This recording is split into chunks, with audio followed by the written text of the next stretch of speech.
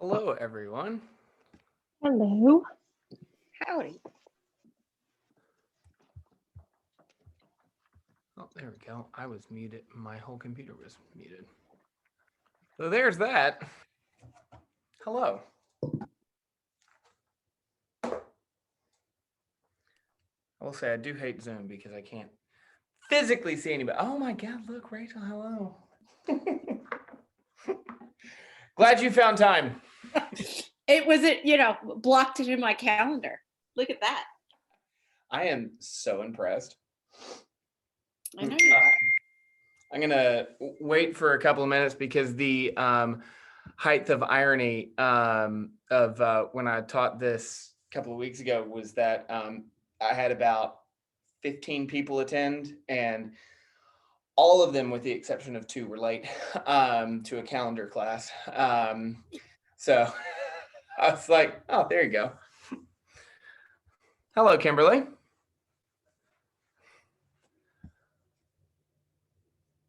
Oh, sorry, hold on. You're unmuted. You're muted. Can you hear me? Yes, I can hear you now. I don't think I've met you before, but Nope. Did you work with Riley Barnett? Did you? Yeah, so I'm her sponsor. Oh, okay, perfect. So I am the showing assistant. I thought I'd heard your name from her. I'm the showing assistant for the Vanderland team, Cool. brand agent, and Welcome. yes, and have not really lived by a calendar for a long time. And then I saw your class. I think I'm going to need this.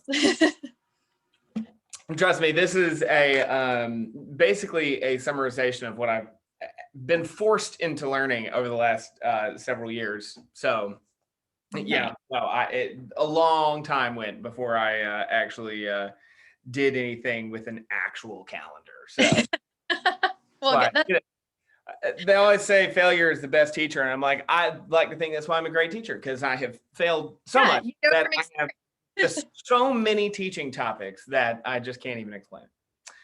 Well, and I will say I have a little one running around too, so I might hop off video, not to cause too many distractions in the background, but I at least wanted to say hello. You're good. Yeah, absolutely. Anybody else who would like to take themselves off video, that would be great, because I hate Zoom and I'm a social creature and I hate talking to a black screen, because I'm like, is this what the future is going to be like? If that's the case, I was born in the wrong generation. I wish there was a picture of you behind your head with a woman. It's just such a blah background. Could you have just Rachel, insider information is, a jailable offense, I think. Yeah, I know. Thank you. Now, I will say, when we, let's see, there is a reason I'm in front of a whiteboard. It's not just meant to be boring, okay? Now, I will be drawing this, so this should be interesting to see how this works. And I should be able to, let me see. So, see how I'm hosting. I will say this is the first time I've hosted a Zoom meeting. So I'm like, I've somehow managed to evade it all this time. I know there's a way to chat with everybody, right? How do you chat? Oh, there it is, chat. Okay, let's see. where it says chat on the bottom. Hey, Rachel, how about you? Let's see. Can I drag that over here? I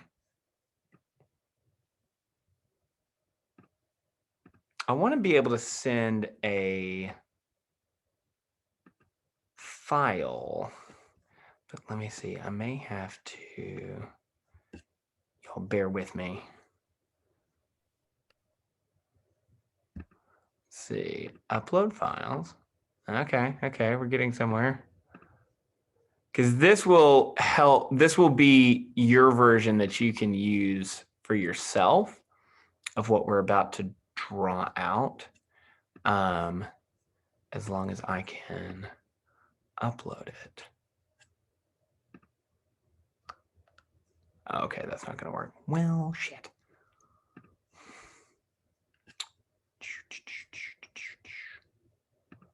I don't know why it's not doing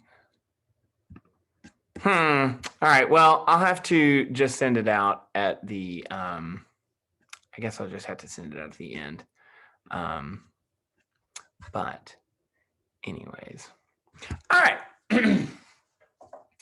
So we shall go ahead and get started. I'm sure we'll see more people join because, like I said last time, everybody was late to the calendar class. And feel free to unmute yourselves as well because I don't mind some noise. Again, the whole hating Zoom thing. But nonetheless, the whole point of the class is talking about being in a job where you're supposed to have a lot of freedom. And how many of you, even though I can't see most of you, how many of you got into real estate because you were looking for freedom and wanted more freedom of choice and calendar? And you get, there you go, thank you. Yeah, like, I find that most people, particularly when we're talking about new agents getting started, it's like, oh, well, what was part of your decision making, to get into real estate?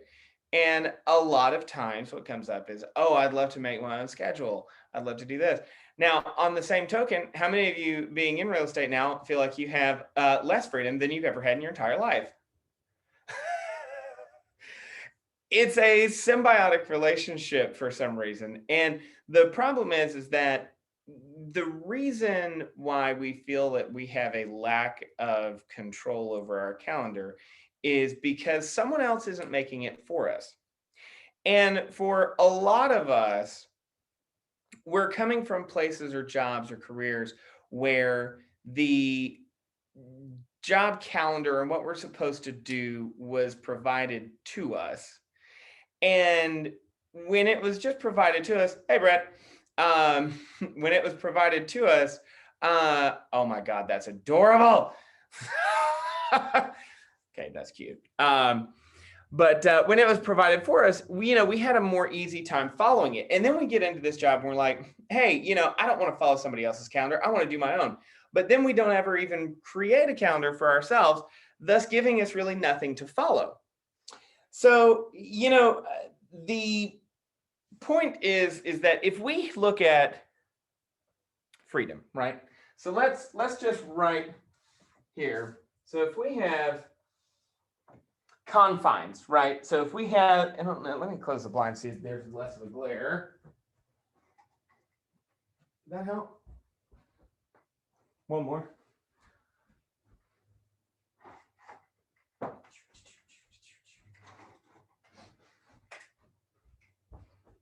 That's better. All right, so if we have confines and we have something that we're trying to stick between, right? What happens is that we start out and we're like, yeah, I want freedom.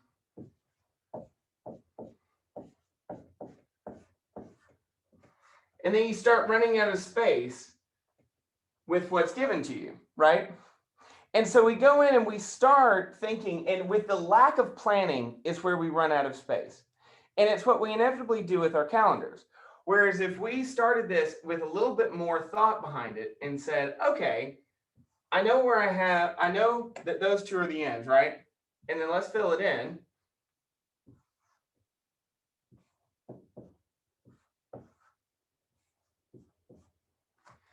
See how now all of a sudden you can fit everything into the confines that you're given, right? What most people do, what we have a tendency to do with the lack of pre-planning and pre-scheduling is we end up just running out of space and we wonder why we feel so scrunched for time and why we're always behind and why we're always out of time, why we never have enough time to do anything. How many of you felt like, oh God, if I just had a little bit more time in the day, I could get everything done? It's classic, right? But that's not true. You can get everything done if you plan the time that you have according to what needs to be done. So that is where the whole concept of this landscape design comes in, which you're probably wondering what in the hell landscape has to do with calendaring, but it's okay. I'll show you. So the next drawing, because after all, I am a visual person by nature. So this is very on brand for me to have a whiteboard.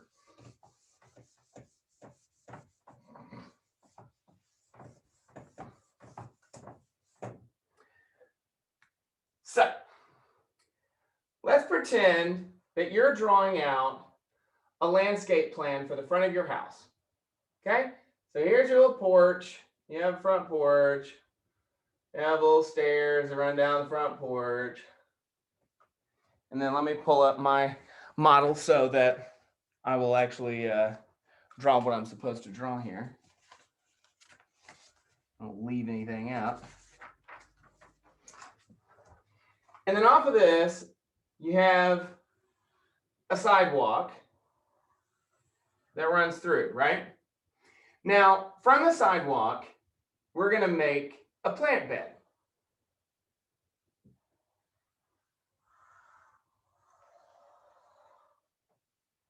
Okay, so, you know, a little ratchet, but it's all right. It's a plant bed. All right.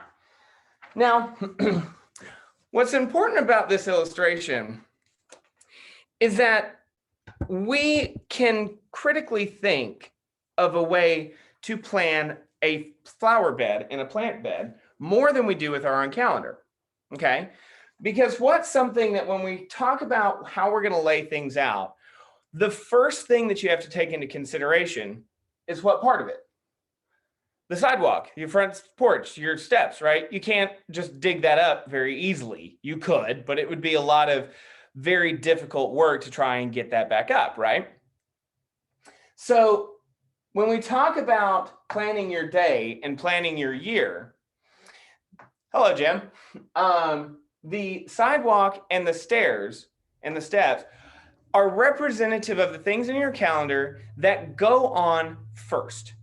Things you cannot change, things that are out of your control, things that you are going to have to participate in regardless of the scenario, right? So think things like anniversaries, birthdays, family trips that you know happen every single year, okay? What are some examples of other things that you don't have control over of your year? You go into a brand new year, you have no control over, they're just there. What are some examples of things that would fall in that category?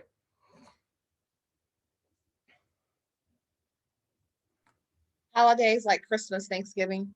Yeah, absolutely. Christmas, Thanksgiving, you don't make the international calendar. You know, you didn't create when Christmas and Thanksgiving were. You don't have any control over that, right? So that goes on. Anybody else?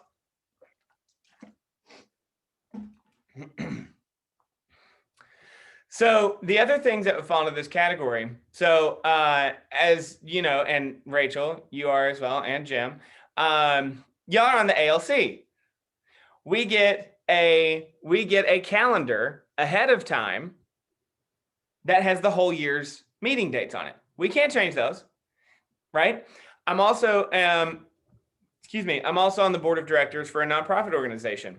We also get our calendar in advance, right? And I also participate with the Cobb Chamber of Commerce.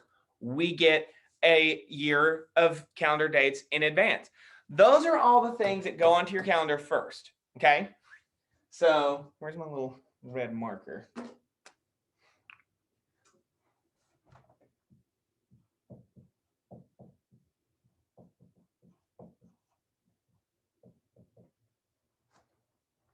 Okay, so those are things you can't change, right? Now, we're talking about this planning from a macro view, right? So we're talking about the whole year, because here's what you need to learn is that since you are running your own businesses and you are ultimately in charge of everything that you really do, you have to create your calendar in advance, just like all these other companies do. Can you imagine if our ALC meetings changed every single month? It was just like, oh, well, we'll just do it then. Oh, we'll just fly by night, right? You can't imagine a company or an organization operating in that kind of manner, but yet we run our own calendars in that exact kind of manner. So when you make a decision to be a business owner, you have to really commit to all aspects of being a business owner. One of the biggest parts of that is being in control of your schedule, being in control of your calendar. I plan the entire year at the very beginning of the year because I own a business and I need to know when my business is going to be operating and when my business is going to be on a break. So you have to start with that focus. And Gail, also same, I just saw your chat. I just was able to pull it up. Yeah, kids sports activities, things like that. Right. They're out of your control. So those are things that you go on first. That's like your sidewalk for your landscape plan, right? And so when we plan the whole year, the next thing, so I always get a, where's that? I always get a quarterly calendar, and I was going to send this out as well, but of course I can't figure out how to make the freaking links work, but I will send it out to y'all. But I have a quarterly calendar that I do for the whole year. Actually, I think it may be, good thing I'm in my office, huh? Let's see.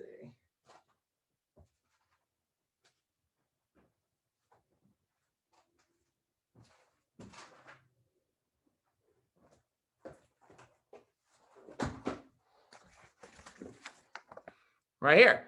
So it has 3 months at a time, right? So it's each quarter. So I have 4 of these. So it's second quarter, first quarter, and you see how they're all drawn up, right? Because this is what happens first. Because if you plan your year, think about this for a second. If you plan your year, by virtue of planning the year, you have planned the quarter. Then by digging into the quarter and planning the quarter, what have you inadvertently planned? Your months, right? And then by digging into the months and planning those months, what have you inadvertently planned? Your week, right? So do you see how you have to start in this big spectrum and then start working down? This is why people get so fed up and feeling like they've run out of time, because they're planning from behind. And if we operate out of the aspect that, oh, we're going to have time, oh, I'll do this then, I'll do this then, I'll do this then, what you end up doing is taking this landscape plan, and let's say we have 2 trees that we want to put in the plant bed, right? If you plant all of the flowers before you plant the trees, you're not going to have any room left for the trees. And that's how we tend to operate our calendar, is that we fill it with all these immediate things that are right there on it, but we wait, and the biggest things that we need to prioritize end up getting shoved so far aside that we never have time for them. So on the topic of the 2 trees, let's figure out where they go. So you have a space here. And then we'll put another one right here. Okay. Now, any guesses on what the first big tree of your year-long calendar might be? And Jim, no cheating because you've already taken this class.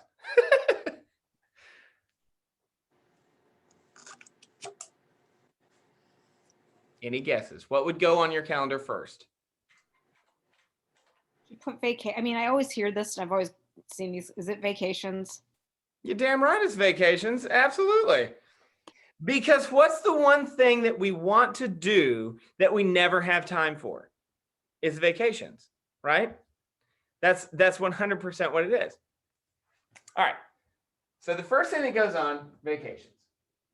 After the things that you can't change, right?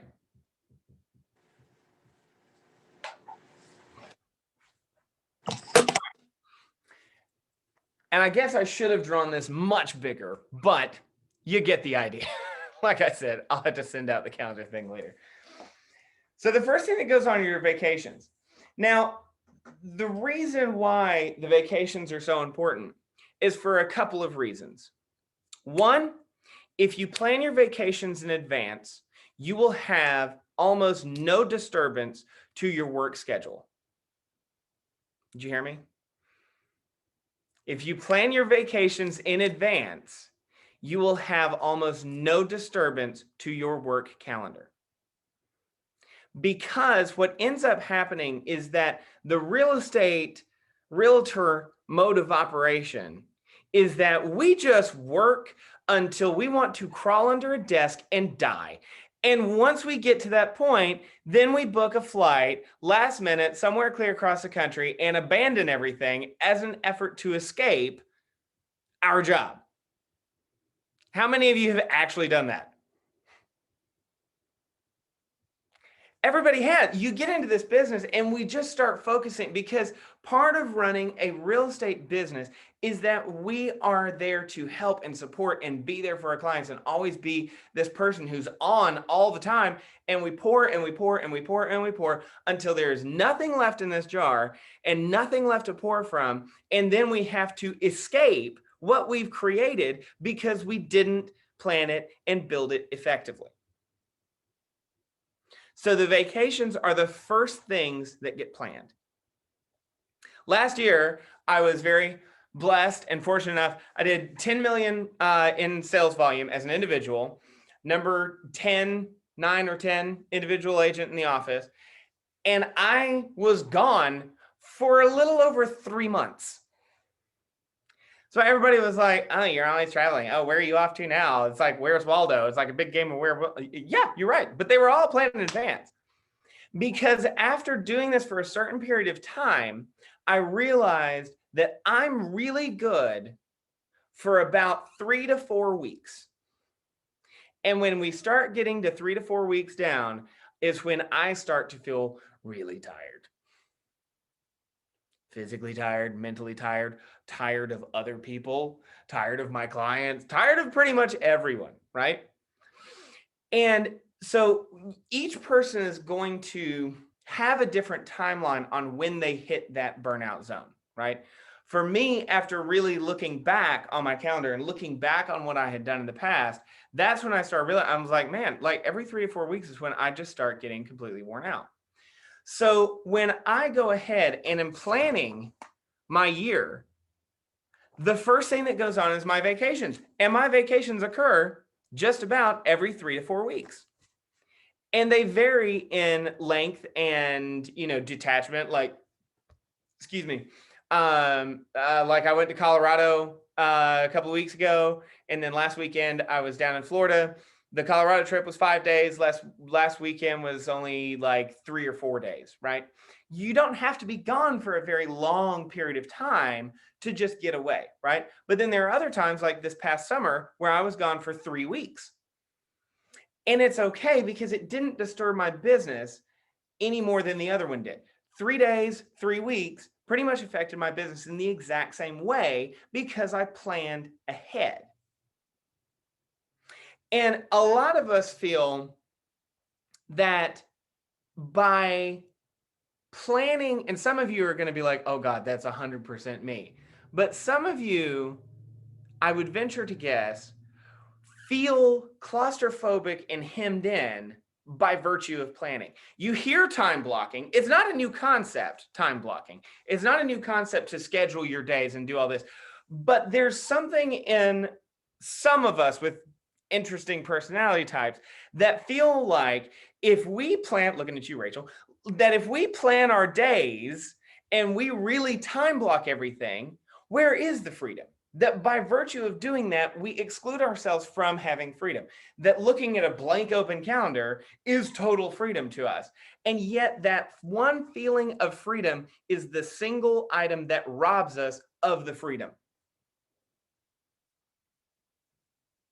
It's because we don't get that planning is the core element to freedom. Think about this. Unplanned freedom is the thief of freedom. Did you hear me? Unplanned freedom is the thief of freedom.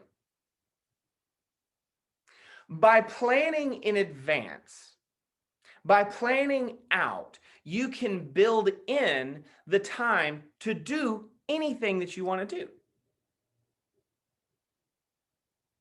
Because you say, like, when you think about it and zoom out, Steve Jobs, Beyonce, I mean, who else? The president of the United States, anybody, they all have the exact same number of hours in a day as we do. But I want to go through a little practice real quick and a little exercise, if you will. Let's kind of just close our eyes or think about it for a second. Think about and visualize, put in your head what you think. Let's use Beyonce for an example. What do you think her year-long calendar looks like? What do you think her month looks like? What do you think her days look like? You're talking about someone who can literally do anything that she wants, anytime she wants. But do you think that her whole year is probably already planned out in advance? Do you think that she just wakes up in the morning? Do you think the president just wakes up in the morning and rolls over and hits the snooze button and goes like, and doesn't do anything, right? Yeah, but there are people that do it for them. That's the difference. Somebody It is. else is doing the calendar for them. Yeah. Does that sound like freedom to you, or does freedom sound like you making it for yourself? I want somebody else to do it for me. And then they can do all the work for me too. You can do that if you get out of this business. That is the most beautiful gift of real estate, and the curse is that the success and the failure of our businesses fall directly upon our shoulders. And frequently I have found that the people who get into this business and burn out and fail out or want to do something else or get exhausted have a distinct and total failure to manage themselves and manage their calendar. Because it starts with you. How is somebody else going to make your schedule if you don't have any input in your schedule at all? Right? So that's what we're trying to talk about, is that the freedom comes from the planning. The freedom comes from your ability to narrow in, get what's important and focus on that and start planning your year around it, because I promise you, you're going to have so much more freedom. So first is vacations. Now, we're going to dig into a couple of these a little bit more in a second, but first is vacations. What do you think the next big tree in this is?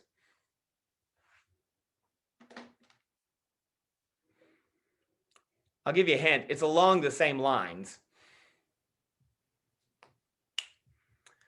Business trips. Think of all the things that we have access to that we go on, right? Family reunion, mega camp. You have the Buffini conferences. There's tons of Buffini conferences. There's a bunch of other people. Michael Mayer, I think, travels around and talk, right? There's things that we can go attend that are things that we have to travel for, that we have to go somewhere to go access, right? The biggest are family reunions, stuff like that. That's what goes on after that. And I usually do these in tandem because it's not uncommon for me to, like in June, I'm going on to do a Buffini conference in Denver. And I took 5 days on the backside of the conference that I'm going to be in Colorado on a vacation. You can blend the two. You can have both. And it depends on what you want to do. If you want to have your vacation, then attend the business conference so that you come back in that mode after you've had a break, you can do it that way. For whatever reason, I'm the opposite. I like getting the business, and then I want the trip to like have everything sink in, and then I come back refreshed. But you can do them either way. So they happen at the same time, because you're going to be planting both of the biggest things in your plant bed at the same time, right?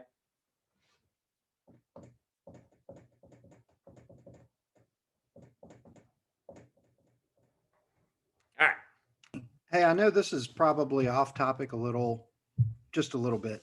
Go for it. Do this on a huge like annual calendar with on the wall, or So for me, I have done that.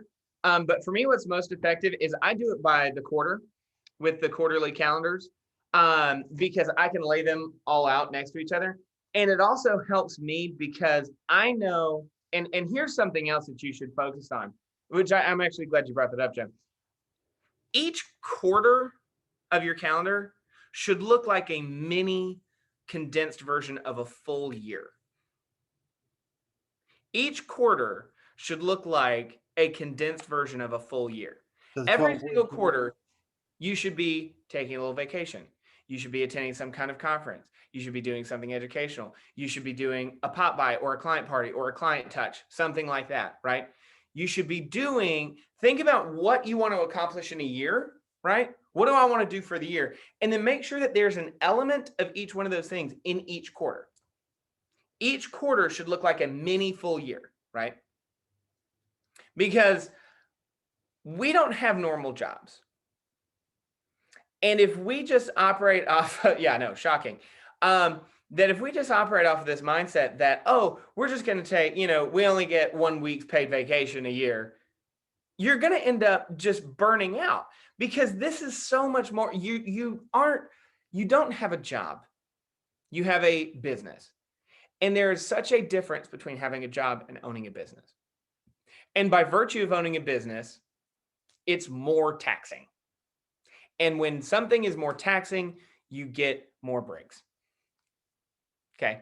So those are the ones that go on there first. Now, the next big thing that goes on would be, say you want to plant like a row of bushes, like larger bushes or whatever, right?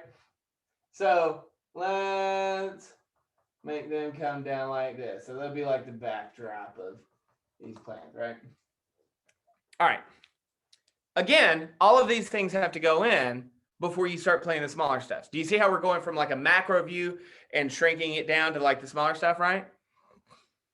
Anybody want to guess what this next part would be when we look at our calendars? Any guesses?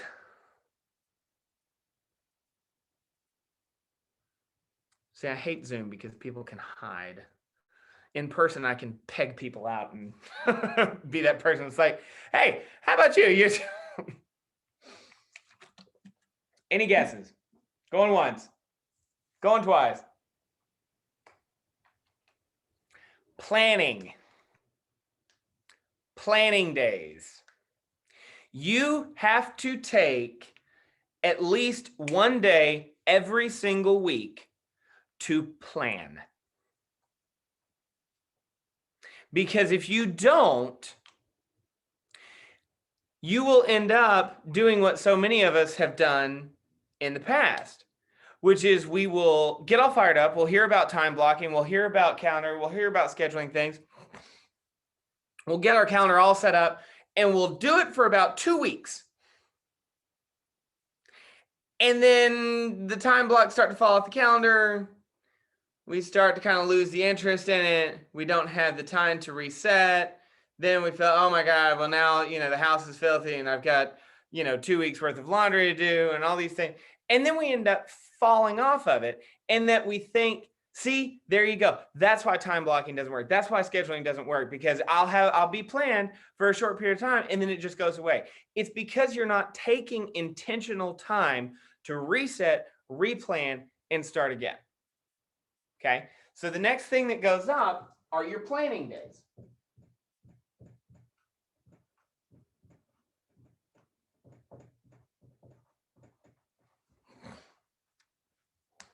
And the planning days for me are on a Sunday. So every single Sunday, I take a planning day. And what that means is that I sit down and at some point during that day, I am looking at my calendar for the week. I'm pulling this up, looking at the quarter, looking at what next month looks like, looking at what this month looks like, reminding myself, oh yeah, that's right, I'm leaving in a week and a half, or oh yeah, I'm leaving in 2 weeks, or oh, I was gonna do, I said in advance I was gonna do Popeyes next week. I'm gonna do this. You have to continually refer back to this, but without giving yourself space to intentionally plan. You will do this once, you'll follow it for a short period of time until the motivation, the desire to follow it wears out, and then it just starts to fade off in the background. And then we're right back to that first analogy that we had, where you're writing on the board and then you just start running out of space. You're trying to write down the walls because you've kind of planned, but you haven't stuck with it. And to stick with it, you have to keep planning days on your calendar. And I find it easiest to just take 1 day, same day, every week, for eternity to take as a planning day. And so for me, that's a Sunday. I just take Sundays and I do the house stuff too. I do my laundry. I do, I meal prep my meals. I go to the grocery store. Anything that is of that nature that helps me be prepared and be present for the week ahead is what I do on that planning day. Following? Okay. The next thing that I plan, or the next thing that goes on your calendar, You're gonna love this. Let me make this a little bigger.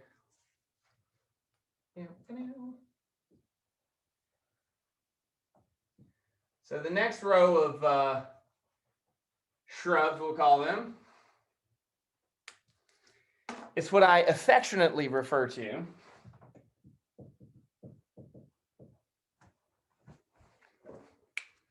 as chaos. I plan the chaos. How many times do we feel like we have like little time blocks? And the problem that I have with a lot of time blocking things is that they never give you time to really do the things that our job kind of naturally create, which is just chaos. Oh, can you ask if they have a survey? Oh, can you pull this? Oh, I want to take a look at 2 comps. Oh, can we schedule 2 showings to go see this? Oh, can you run by the house and see if they've, hung the cabinets yet? Can you do this? Can you do this? Can you do this? Right? We're given an ungodly number of tasks to do in a single day. But if we don't plan in advance what those days are going to, or when those times that we're going to do those tasks are, they end up getting pushed to the side. So if you think about it, we've all had days where literally from sunup to sundown, it feels like we're out on appointments, we're out showing houses, we're out doing something, we're actively in the field, we're actively participating with people. And the whole time, this list of to-do lists are piling up. Oh, can you grab this? Can you get this? Can you get this? Can you get this? Right? That's what starts to make us feel panicky and like, oh God, I'm going to have to be up till 1 a.m. to get everything done. It's because we didn't plan for this to happen in advance. Think about your calendar. Think about being in real estate, right? If you've been doing it any more than a couple of months, you'll start to see a cycle that the same kind of things come up over and over again constantly, I guess, until eternity, it seems like. And so if we know and can guarantee with 100% confidence that something is going to come up and something's going to happen, why would we not plan around that and plan for that? Does that make sense? Hey, Eric, Christy here. Yeah. Hello. Makes sense, but how do you actually schedule that? Like you just give yourself like a buffer?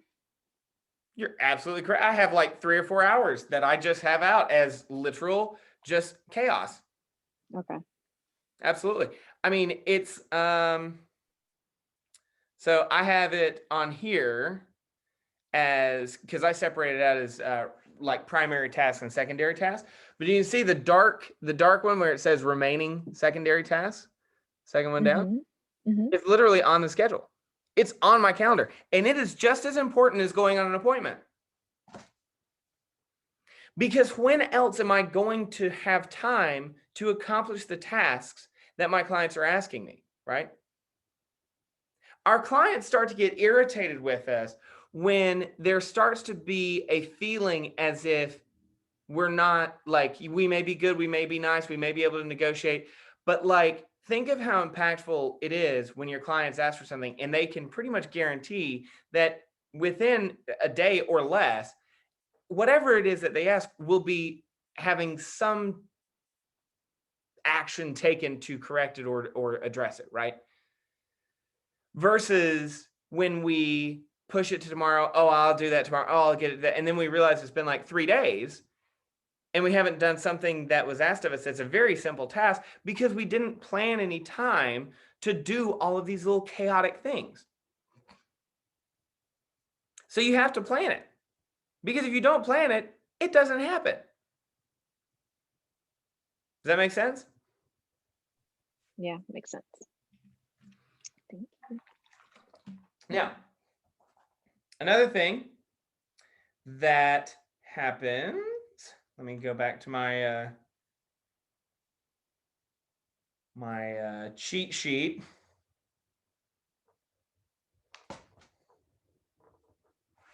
Another big one that goes on here. Hey, Eric. Yes. Hey, it's Deborah Johnson. Do Hello. you build that in every day for the chaos? Absolutely. Same time Because frames? it happens every day. Do you do the same time frames? No, the chaos is something that fills in and kind of is dependent, because like, if somebody says, oh, I've got, I want a listing appointment, or, oh, can, we show this house that just came on the market, that can fill into that chaos space that you have blanked out, Okay. But here's what's so critically important about everything that we're talking about, particularly this stuff that we're talking about. Anything that you take out, you must replace. Okay. If you remove it, you have to replace it, right? And so if you have that chaos planned, and something happens, and it's like, oh, can we do a listing appointment? A listing appointment opportunity comes up for tomorrow at 1:00, and I had chaos scheduled.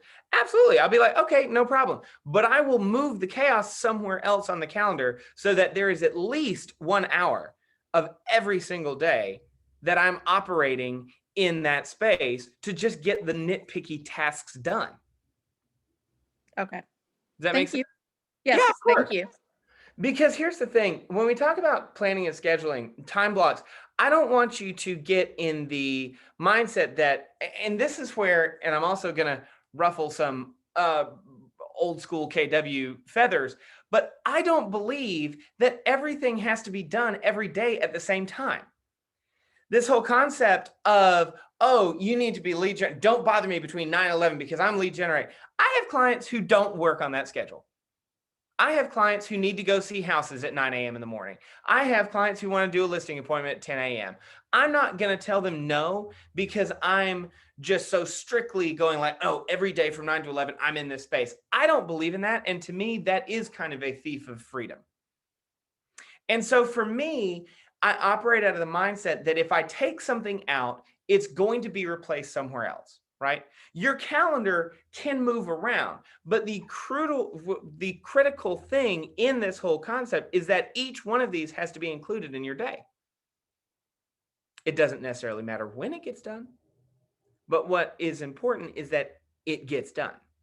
Does that make sense what I'm saying? It does, yes. So the next thing that goes up here is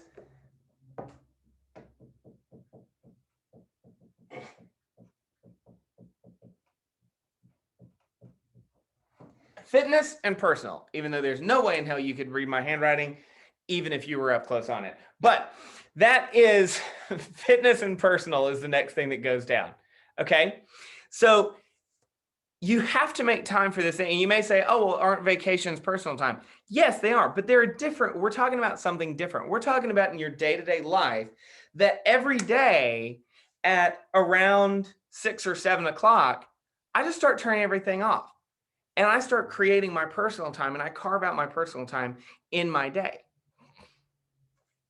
And my fitness, I will try to work out every day. And that is something that I do in the morning because I know for me, if it doesn't happen in the morning, it's not going to happen. And also when we talk about your calendar and we talk about your schedule, be really honest with yourself. Don't lie to yourself. I could lie to myself all day long. I've spent years lying to myself. And the reality is, if you know for a fact, if it passes 3 o'clock and you're not going to work out, don't schedule your fitness classes for 5 or 6 p.m. That's what I did. I was like, oh, I'm going to do, I did the CrossFit thing. Rachel, you do CrossFit. It's like schedule the CrossFit class. I'm like, oh, I'm going to go every day at like 6 o'clock. Like hell, every day I'm going at 6 o'clock. Because after it passes 1:30, the desire and the effort is gone. It ain't there anymore. The desire to go home and lay face down on the floor is super strong and will outweigh the fitness motivation, no matter what it is. So I know for me, it has to get done in the morning. But the crazy thing is that when I plan accordingly and I have that time block out in the very morning, and I just wake up and I go do my workout, I feel so much better for the day. I'm more motivated and I have a higher desire to go do it because I'm not worn out yet. So you have to make sure that when you're planning these things and when you're planning your days and when you're planning your weeks, that you're doing stuff that is true to yourself. Okay. And the other part of that is that, and this is where we start getting a lot more freedom, is that you can make your day look like whatever the hell you want it to look like. For me, part of that personal time is slap in the middle of the day, unless I have a lot of showings and a lot of scheduled, and appointments and things that I need to go on. I'll take a nap, and I have it on my calendar. It's called white space. Complete absence of anything in the slap middle of the day, because it works for me. Don't feel like you have to be up and on the phone, because I also will tell you, I'm not one of those people that I'm going to wake up at 4 a.m. to go work out at 5:30. I tried that. Not my life. And it doesn't even work for our business, because nobody in real estate starts before 9:30 in the morning anyways. Because I woke up and I was like, oh, I'm going to be so productive. I'm going to wake up and go work out at 5:30 in the morning. I got home 6:30. And then I just went back to sleep, because I was like, nobody's responding to me. Nobody's getting anything back to me for another 2 or 3 hours. So I'm wasting my time. And so what ended up happening is that I've realized that for me to go work out, to go to the gym, is perfect around 7:30 to 8:30, 9 o'clock-ish. It's perfect. Don't feel guilty feeling like, oh, I need to be working. It's 8:30 in the morning. I should be working. Don't feel guilty about that. You make your own schedule, and you have to do what is appropriate and what is genuine to you and how you operate naturally. Are you starting to see how freedom comes into this? That if you plan, you'll start feeling that freedom to do what you want to do? Are you kind of starting to see how that works, how that relationship is? Because if you plan it, it can happen. Oh, look, little thumbs up and check mark. Oh, okay. Again, I've never hosted, so I'm like seeing these things pop up for like, oh, okay, technology, fascinating. So, you have to plan these things in advance to fit them into your schedule. Now, the next thing that we're going to talk about Eric, is, can I pop in and ask just a quick question? For sure. And I'm a brand new agent. I've only been licensed since September. And so I guess I'm curious your advice or anybody else's advice on, because I think as a new agent, I do feel like I need to be super responsive to everyone, like immediately. And I feel like I am feeling like I am a slave to the, constant inconsistency of real estate. Yep. And I have 3 little people that need me all day. So yeah, just, I don't know, any wisdom on that front. Yeah, absolutely. And we're going to come back and dig into that in just a minute. So I'm glad you brought that up, because we're going to put one last thing up here, and then I'm going to go into exactly what you just talked about. Okay. Thanks. And, Yeah, of course. I can definitely chime in on that too, because that my first year, and I had to have somebody tell me, stop. Oh. The reason that I like teaching this class is because it is not being dramatic when I tell you that for the first 2 years, I worked and I responded and I did things, not kidding, until I got sick. Yeah. Physically sick. Yeah. I would get a cold, I'd get stuff, because I ran myself into the freaking dirt, because I thought that's what it took. Agreed. Yeah. So we'll come back to that. I have a lot of opinions on that. So now that we've planted all of this stuff, you've got your shrubs, you've got your grass, you've got the bigger stuff, right? The very last thing that you plant in the space that is remaining are the flowers. You go and you say, oh, okay, I'm going to do a flower bed all around here, right? Well, those are your appointments. Okay? Those are your appointments. The appointments are the last thing to get set. And here's why. Because if you plant a flower first, but then realize that you've got to put a tree there and you dig the flower up and have to replant it somewhere else, what are you doing? You're causing trauma to the root system. You're having to dig it back up again. You're potentially damaging leaves, damaging the flowers that are on it.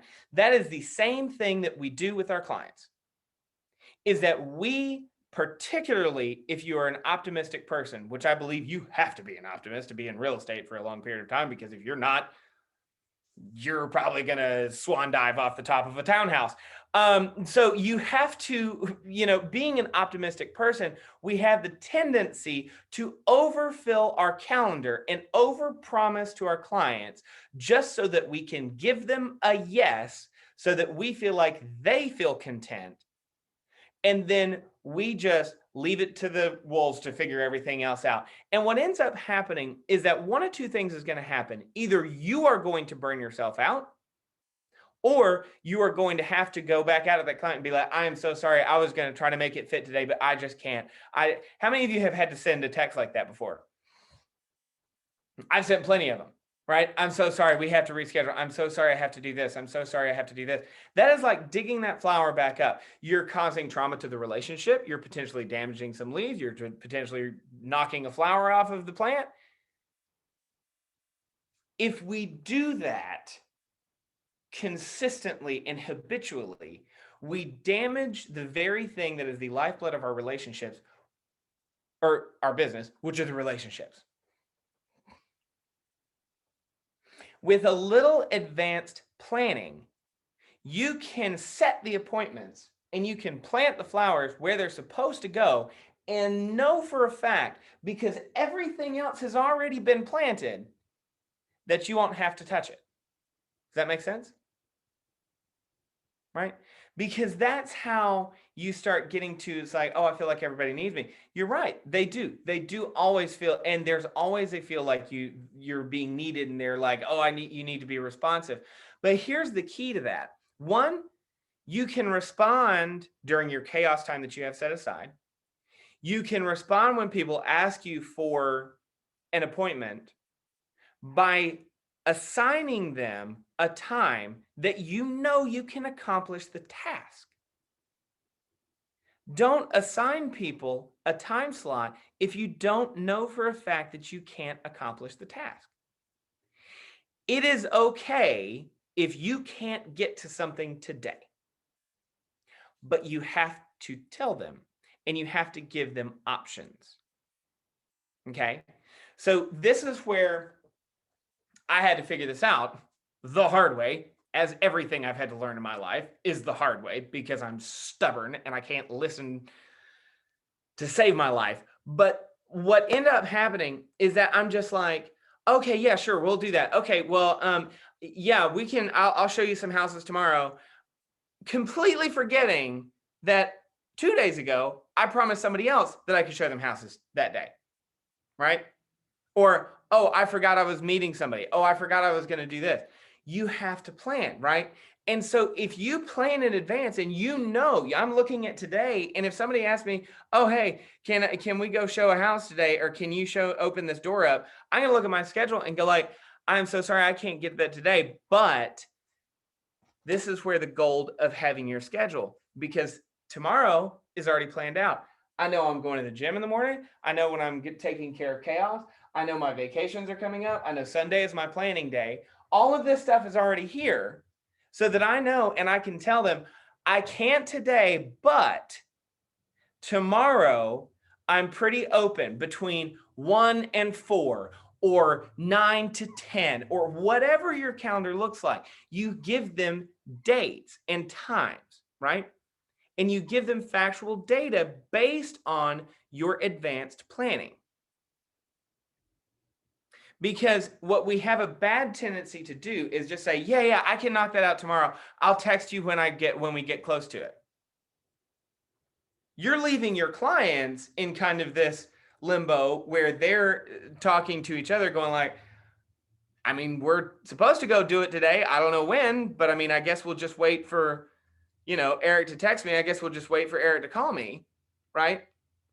That is such a deterioration in the customer service and the service level that you're providing to your clients than if you had everything planned and you said, hey, let's do tomorrow. Here are time slots. You pick from what is available. We feel like that's somehow being like that's a bad thing. that like, oh, we have to be freely available all the time, anytime, all day long, any day that you ask. That's not true. You end up providing a lower quality of customer service by operating in that method. By providing your clients factual data that you know you won't have to change, you start building that trust and relationship, because what also happens is that your clients know moving forward that if you say you can do something on a certain day, that it is going to get done. By promising something to your client and saying, oh yeah, we can do it tomorrow. Yeah, sure, we can do it tomorrow. Oh, I'm so sorry, I just ran out of time. Oh, I'm so sorry, somebody else, we ran long at these open house. Oh, I ran super long with this client. Oh, this client took for a long time. Oh, the listing appointment I was on took too long. I'm so sorry, I'm running behind. Do that twice and watch how much your clients are going to believe you next time you tell them when you can actually meet. By doing so, you're taking away from your own professionalism and your own customer service that you're providing by feeling like and operating out of the abundance of time with no structure. Does that make sense?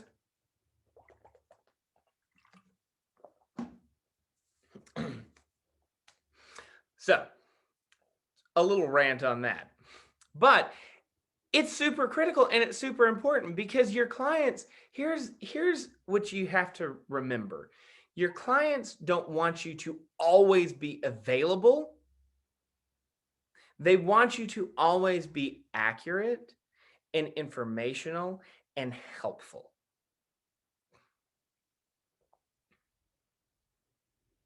Right? They don't want you to always be available. They just want the quality that you're giving them to be high, right? Because here's the trade-off. There's the whole balance between quality and quantity. By virtue of giving your clients just so much quantity, the quality is lacking and the quality is lackluster. But if you provide really high level of quality, they will require less of your quantity. Did you hear me clearly when I said that? When you provide a higher level of quality, the demand for your quantity will go down.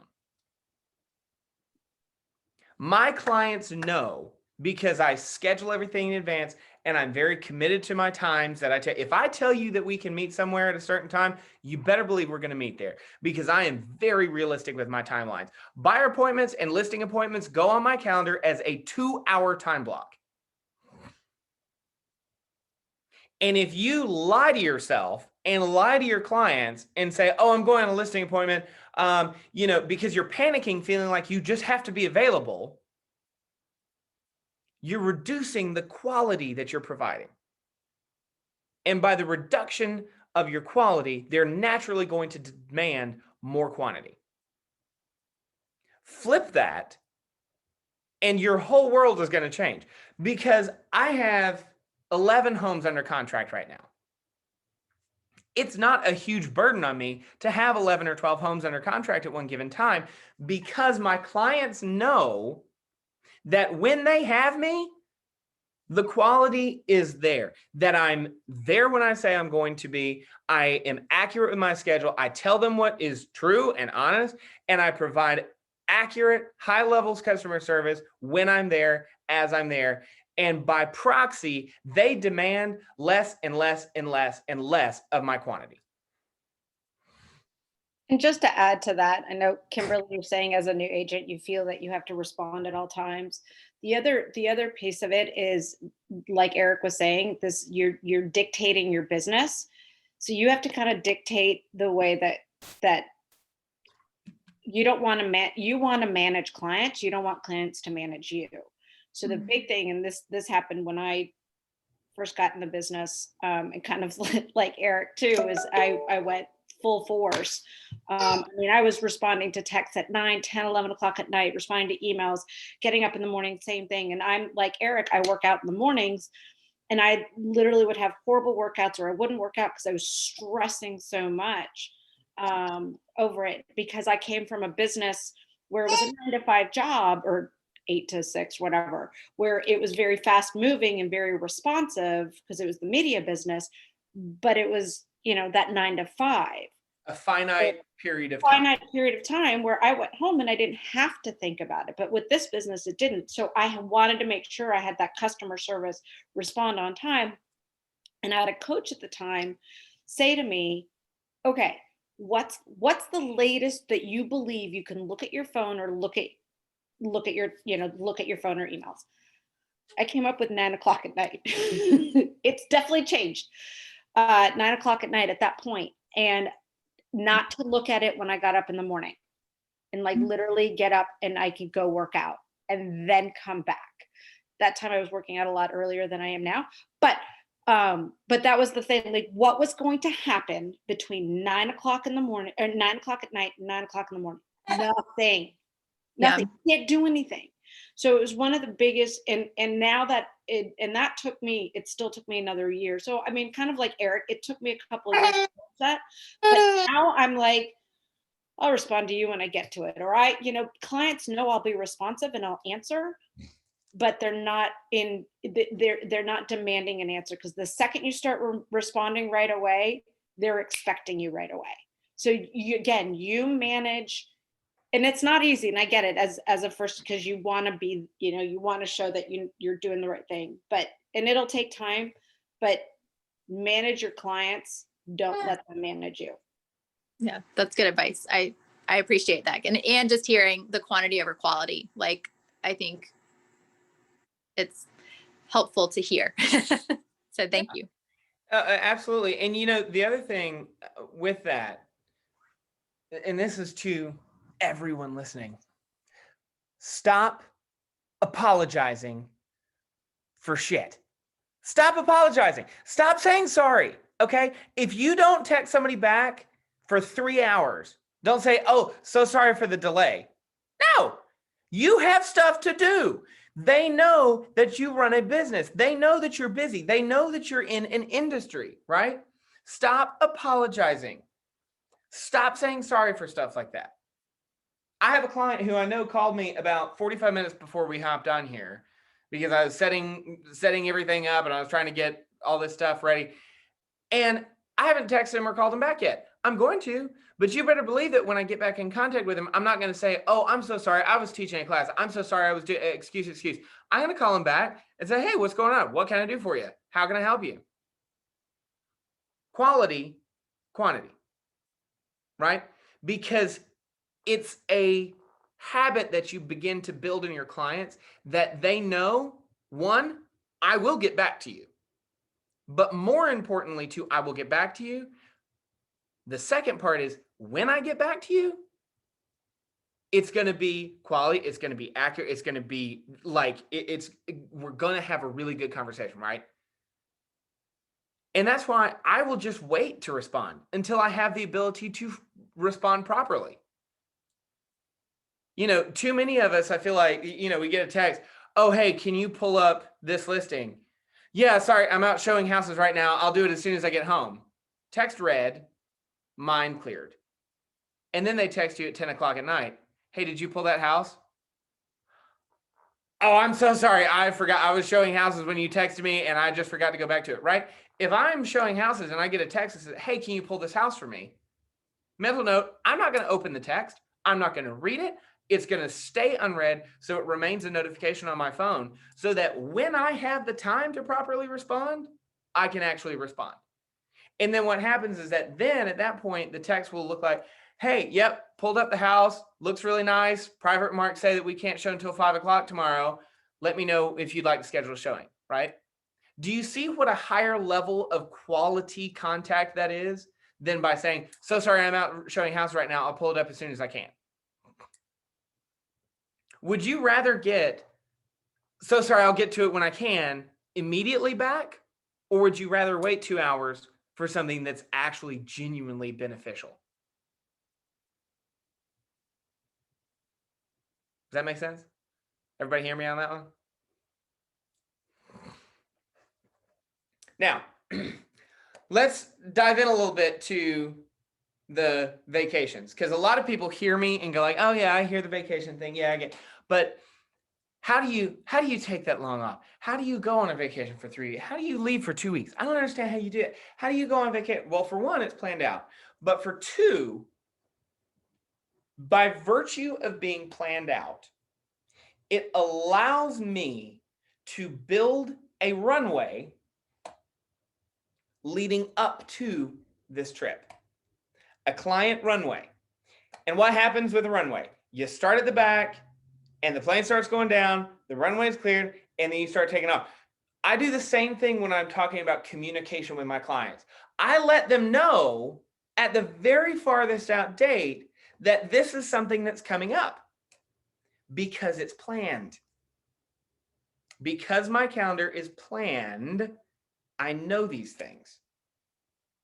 So I'm able to start talking to my clients 2 weeks out saying, hey, just FYI, just want you to know, I'm going to be leaving in 2 weeks for about 4 or 5 days. You know, whatever the day may be. I'm going to leave in 2 weeks and I'll be gone for 2 weeks. You know, just heads up. I want to keep you in the loop. I want to make sure you know. And then I say it again. And as we get closer, the reminders get more frequent so that nobody can get mad at me for leaving because they knew about it. Conflict only arises when expectations differ. Did you hear me? Conflict only arises when expectations differ. If you don't set the expectation ahead of time, you can't fault them for being mad at you. And if you feel like you can't take a break without your clients getting upset, one of two things. Either A, you can't actually set expectations to save your life, or B, that client needs to be fired. Because if you lay this out far enough in advance, there should be no questions about this. You're a human. And every single time I have gone on a trip, I have yet to have a client have something snarky or off color or something, said about it that was kind of like me. Every single time. When I went on that trip this past summer and I was gone for 3 weeks, I had five or six homes under contract when I left. And I told every single one of my clients weeks in advance, a month in advance, just FYI, I'm taking this road trip this summer. Every single one of my clients was thrilled about it. They were like, that sounds so cool. We'll try really hard not to bother you while you're gone. And I was like, Well, and the other part of that too is, and what's great about our office is when we are gone and you have stuff under contract, there are people in our office that will help you out. 100%. And it's part of laying that groundwork. And that's what I was, and yeah, Rachel, that's exactly what the next part of it is that you're laying this groundwork, right? So your clients are not surprised that you're leaving. Okay. Your clients know that you're going out of town. Okay. You're setting this expectation. You're building this runway. You're telling them in advance, hey, I'm doing this. Hey, I'm going out. I'm going out. I'm going out. And then when the time comes and you're down at that last stretch before you take off, proverbially and literally, that's when the communication starts going, hey, remember, I'm leaving Friday. Is there anything at all I can do for you before I leave? That is such a powerful statement to leave with all your clients. Hey, I'm leaving Friday. I will be back Wednesday. Is there anything I can do before I leave? Is there anything you anticipate needing while I'm gone? These are all scripts and conversations you have to be having with your clients.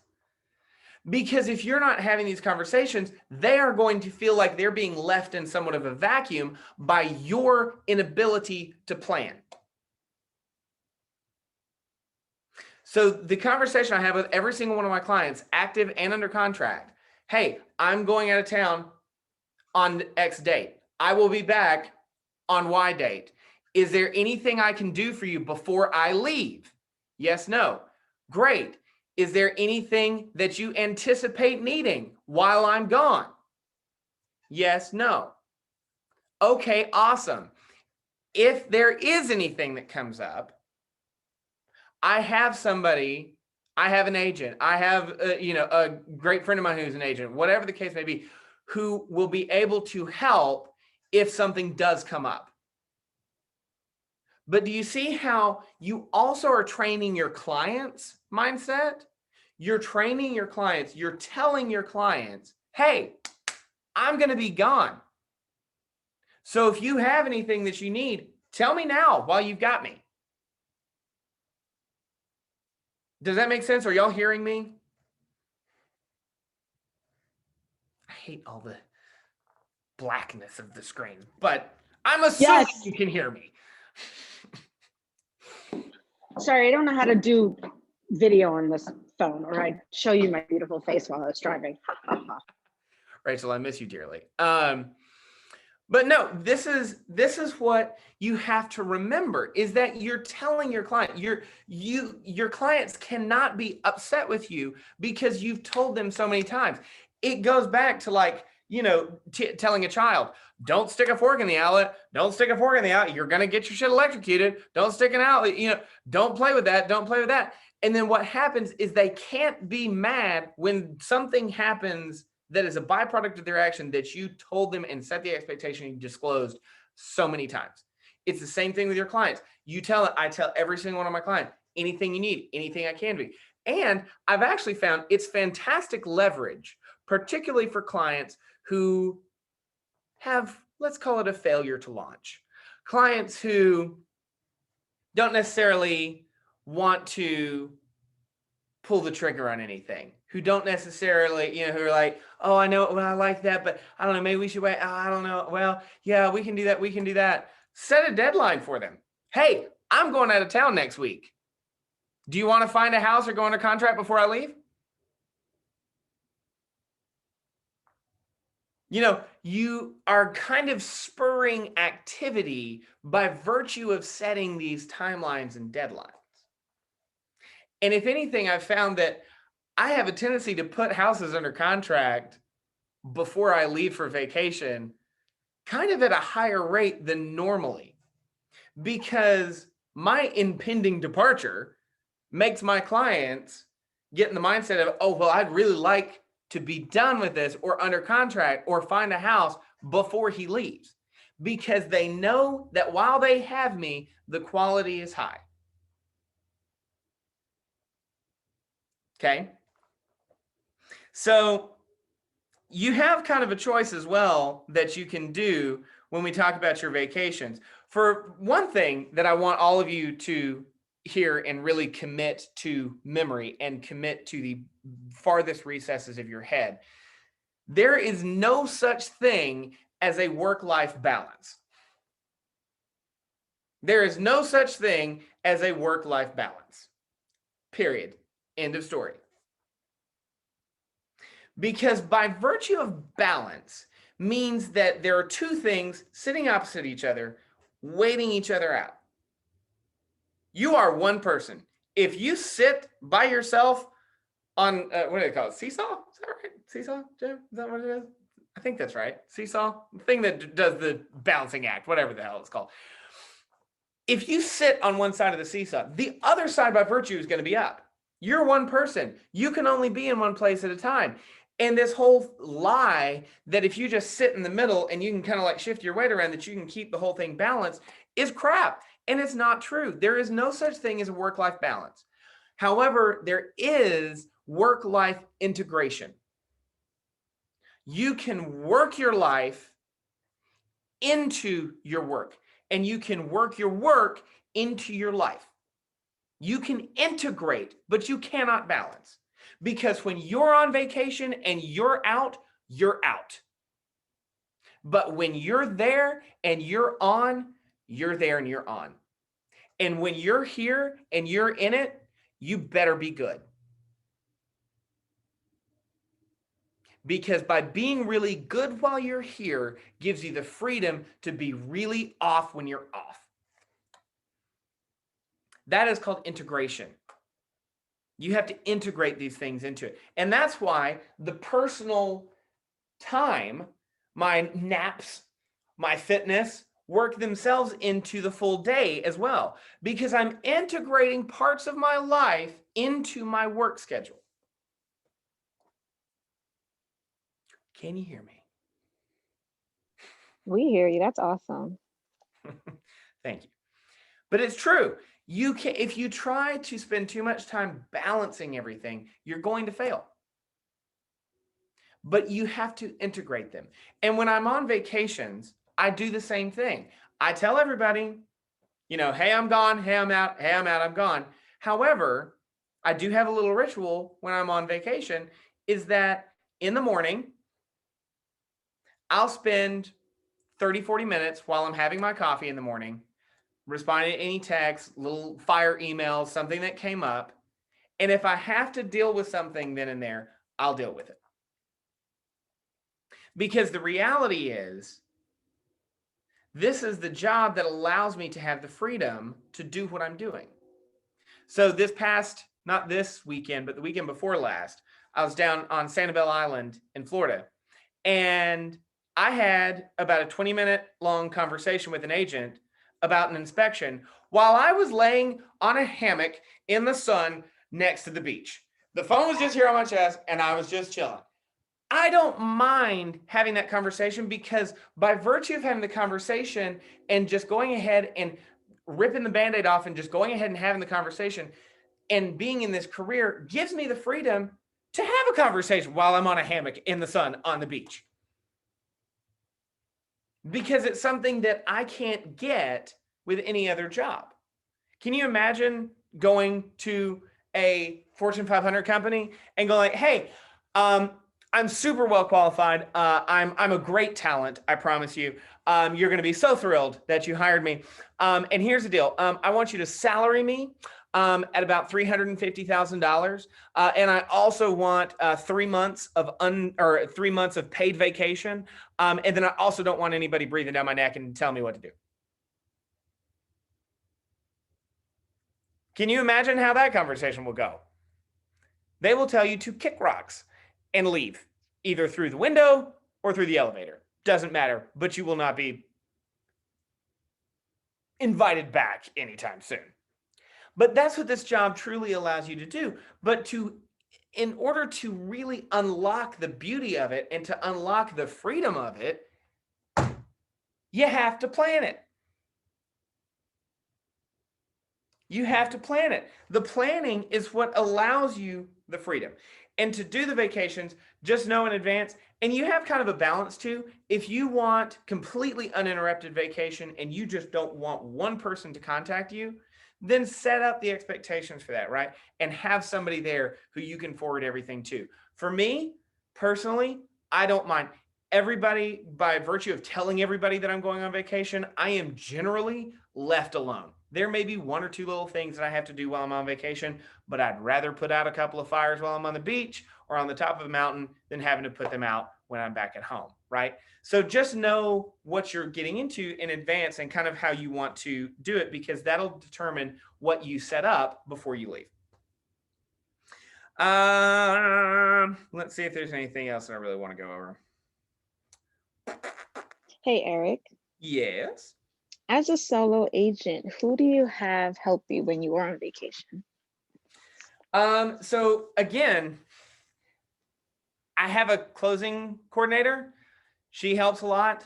And most of my clients, genuinely, when you leave, you'll be shocked if you actually do this and put this into practice, that if you give a big enough runway ahead of time and you tell them that you're leaving and you tell them when you're going to be gone and when you're going to be back, and you're gone that whole time and they know you're going to be gone that whole time, you'll be shocked at how much they leave you alone.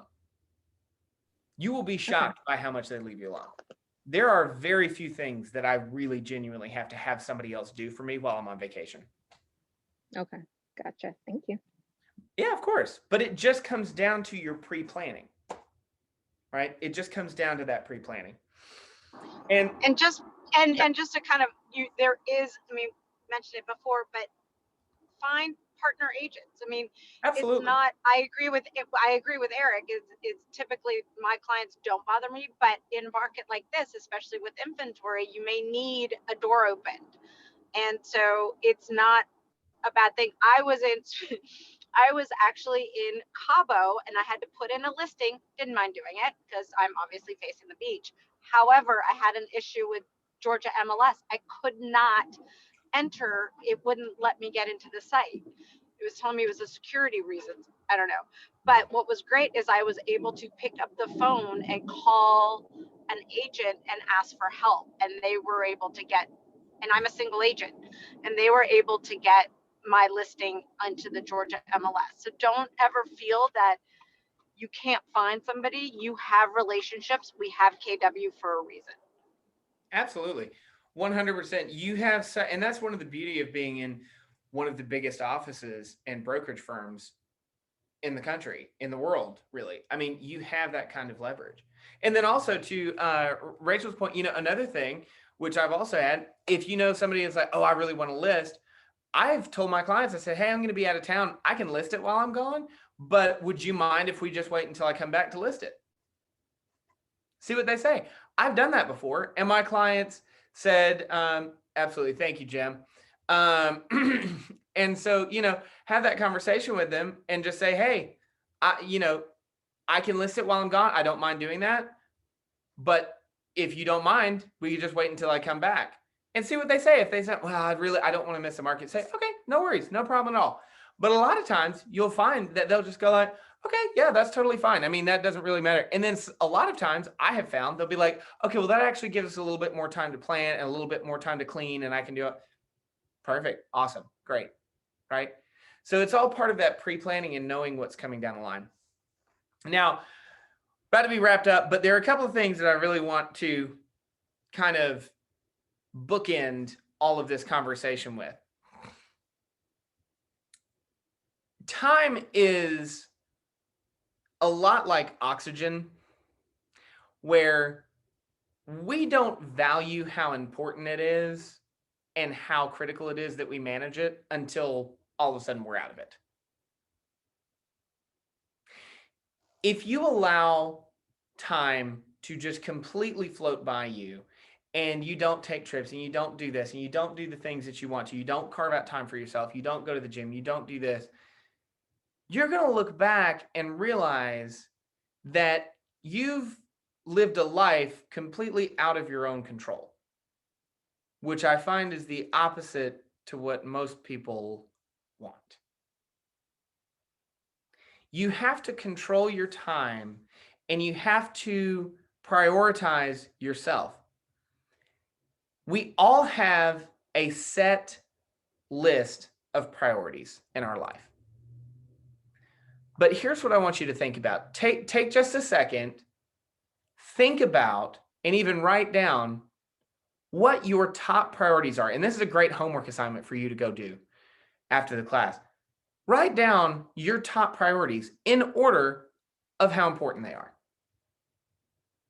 For me, my top priorities are my family, my mom, my fitness, my time, traveling, seeing things, giving back.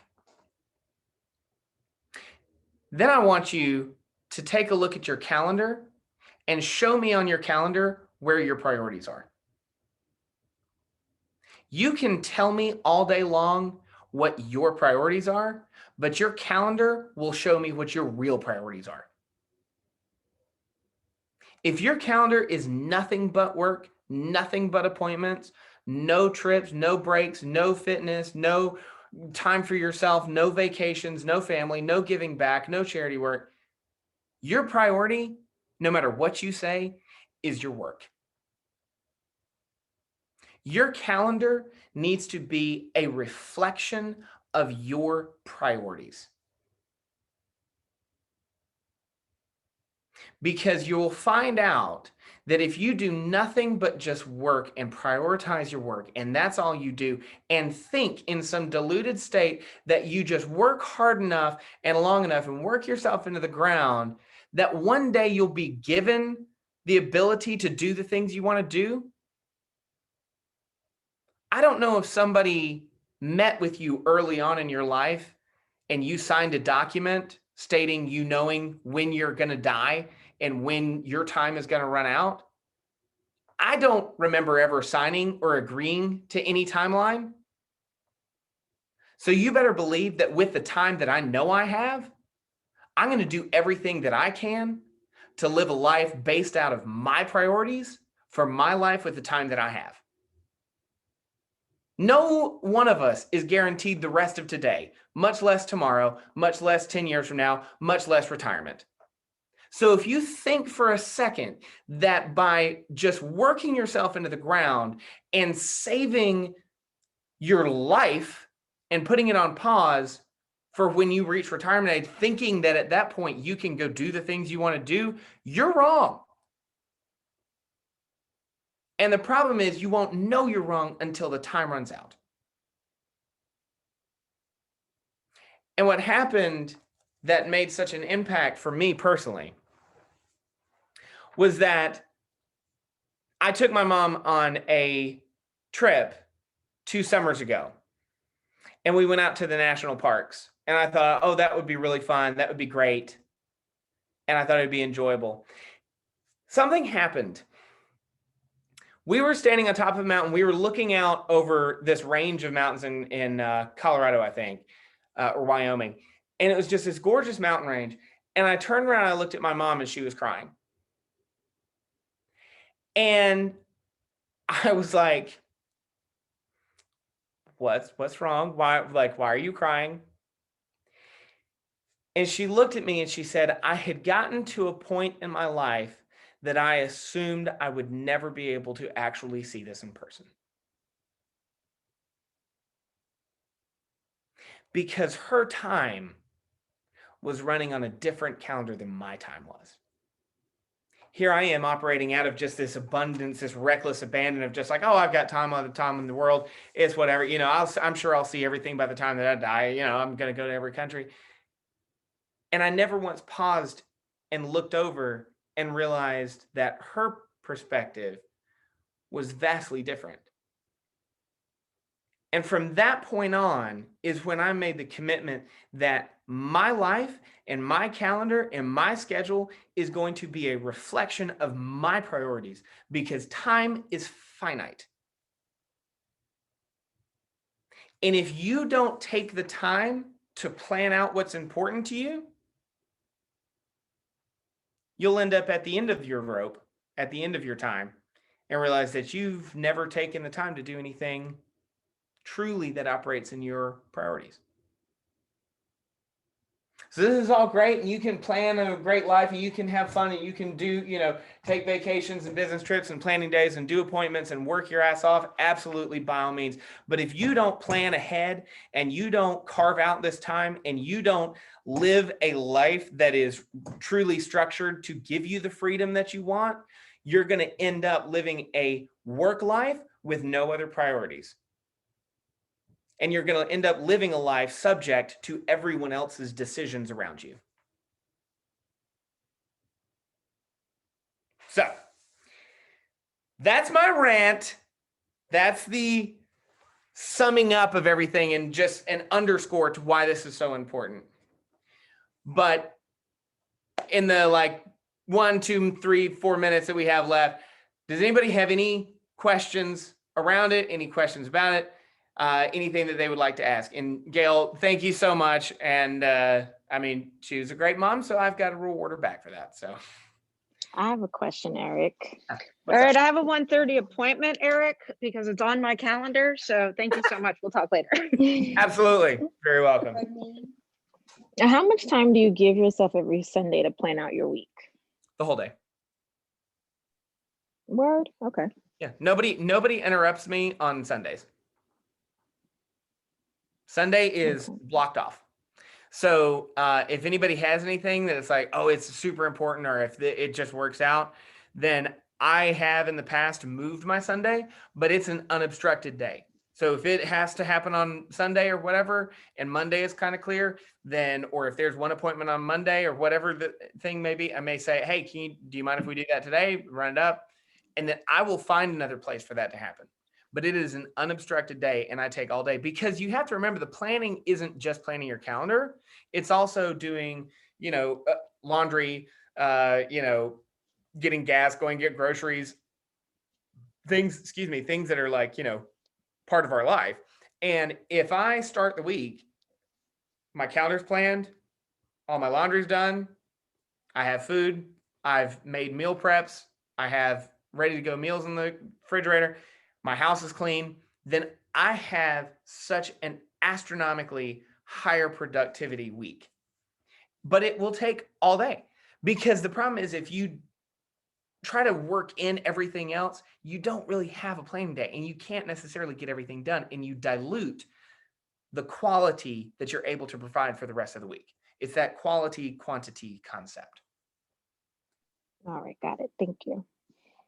Absolutely. Does anybody else have any other questions, comments?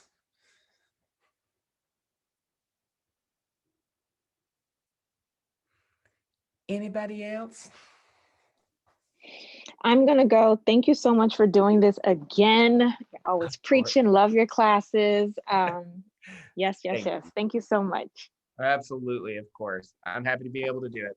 Thank you for coming. Yeah, no problem. Everyone else have a great day. Gotta go. All right. Thank you guys, as always. And if y'all have any other questions or anything you'd like some clarity on, feel free to reach out to me offline. I'll post this calendar overview and the quarterly calendars on Mission Control, so you can download the documents off of there. But other than that, I hope y'all have a fantastic rest of your day. Get to planning, get to scheduling, take control of your day, and buy back some of that freedom. That's what we got into this job in the first place for. So y'all have a good Thank you, Eric. Thanks. Of course. Talk to you Bye. soon.